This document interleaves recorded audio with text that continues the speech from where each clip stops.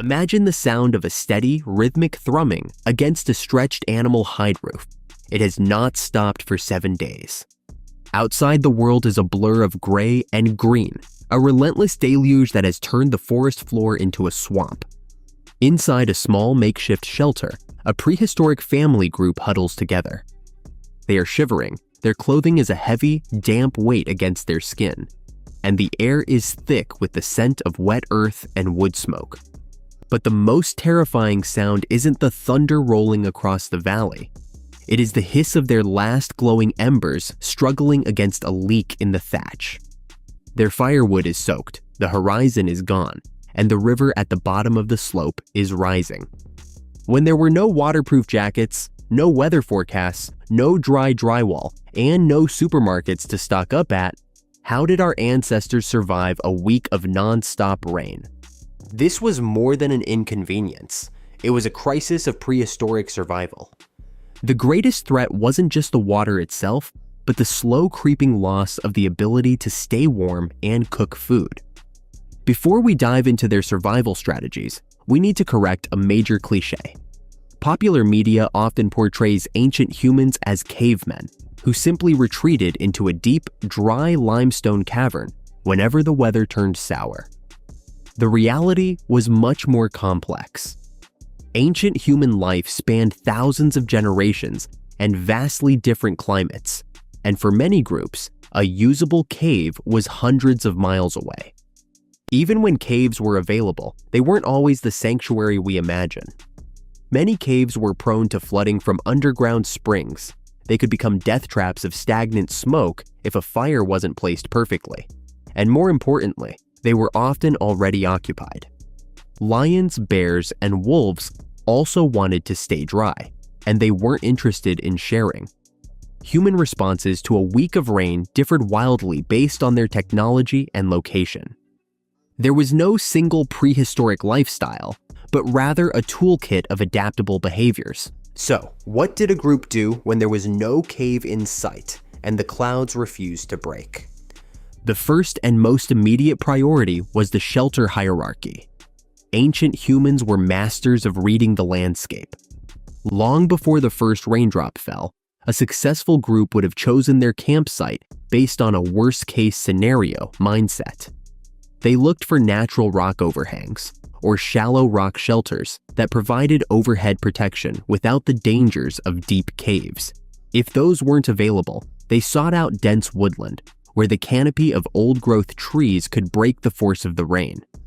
When they had to build, they used branches, hides, bark, and large leaves, angling their structures so that water ran away from the living space rather than collecting in the center. Location mattered far more than the materials. A crude lean-to built on a slight rise or a well-drained sandy patch was infinitely better than a sturdy hut built in a valley or on a riverbank that could become a torrent in hours. The hidden danger was often the soil itself. Choosing the wrong ground meant waking up in a mudslide or a pool of standing water that could lead to trench foot and hypothermia.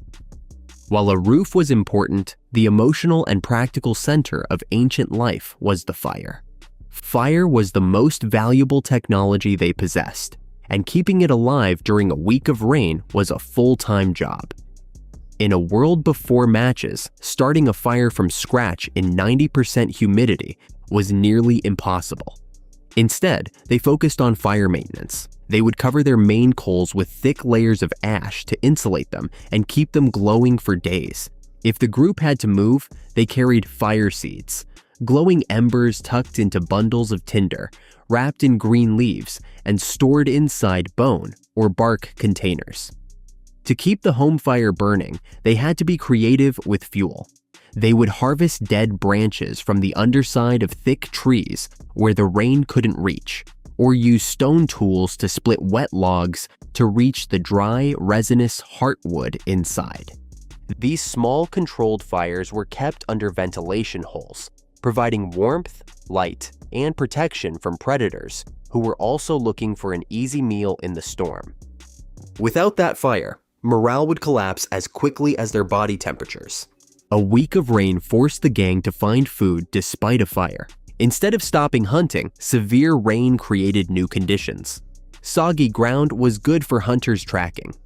Human footfall and twig snaps as deer and boar dug deep into the mud were muffled by the rain. Hunters can approach closer to their target in rain, which decreases scent. But the downsides were tremendous. It was easy to get lost or hit a predator with only a few yards visibility. Water made stone tools slippery and spearhead to shaft sinew mushy. Mud slopes could break limbs and kill, and rivers were impassable. Hunters became more selective, preferring short, high-probability stalks near camp to long-distant excursions. The group used emergency food if the hunters returned empty-handed, which was common during deluge weeks. Ancient people hunted and cooked. Successful groups used pantry supplies in bad weather. Caches of calorie-dense nuts, seeds, dried roots, and smoked or dried meat from warmer weeks were added. They were experts at extracting nutrients, boiling ancient bones for marrow and fat for cold-fighting vigor. When stored supplies ran low, they used low-effort foraging to find shellfish from nearby banks, edible insects pushed out by the water, or calorie-rich tubers easier to dig out in softened soil. Survival meant eating and exercising less to conserve energy until the sky cleared, not killing every day. In a protracted rainstorm, clothing was a threat. Prehistoric clothing was largely animal hides or woven plant fibers, not Gore-Tex. Wet skins are heavy, lose insulation, and may decay if not dried. Ancient people presumably discarded their damp garments and huddled for warmth when they found safety. Animal fats, oils, and smoke were used to waterproof their gear. Fighting over bedding continued. Thick coverings of dry grass, ferns, or skins protected them from the cold, damp dirt. Moisture, wind, and falling temperatures were silent killers. Thus, everyone had to cooperate to preserve core body temperature. Staying indoors produced new problems over time. Living in a tight, damp space with 12 people and a smoky fire is stressful. To avoid infection, waste control under a tight shelter was essential. Smoke might cause respiratory issues. There was psychological harm. Ancient cabin fever. Imagine crying kids, damp fur, and no food. Hungry and cold predators and scavengers may approach the occupied area more boldly, perceiving vulnerability. The group needs more than tools. Iron social order and a strategy to handle confinement pressure to survive the week. Not all this waiting was wasted. It was often very productive. These prolonged rains were ideal for indoor upkeep. Stone tools were carefully knapped and repaired. It was when hunters replaced arrow fletching or made plant fiber cordage. Fire softened hides and repaired garments. Maybe most significantly, culture was passed on. Elders discussed plans, recollections, and expertise around the fire. They passed down survival maps of the landscape and their people's past through storytelling. These forced pauses may have been when humans first taught and planned. Although the rain trapped them, it offered the calm needed to build intricate language and social relationships. Sometimes staying put was riskier than leaving. A group had to act if water levels rose too close to their hearth or the hillside above them liquefied. Mudslides and flash floods were persistent dangers in several areas. Ancient humans were masters at reading the environment. They watched animal behavior, listened to the wind, and checked soil saturation. Even in the storm, they would leave the camp if it got unsafe. They brought their most vital tools, food and fire. Moving children and seniors through a storm was a risky gamble, but it had been done for millennia. Ancient survival was about detecting when a refuge became a trap, not just enduring it. Unexpectedly, rain wasn't always bad. After preventing hypothermia, a week of rain had several benefits. It offered enough of clean drinking water, especially if the group was far from a spring. New plant growth and softening of the soil made roots and tubers simpler to access after the rain. Refilling seasonal streams and ponds brought fish and ducks closer to camp. Many areas experienced abundance after a long rain, as animals emerged from their shelters to feed on new growth. The rain that detained a group for a week typically made the next week ideal for hunting and gathering. Our forebears survived a week of continuous rain without a single invention, a complex preparation and adaptation system. They survived by choosing the correct ground, obsessively keeping their fire, conserving their dry materials, and relying on their stored food.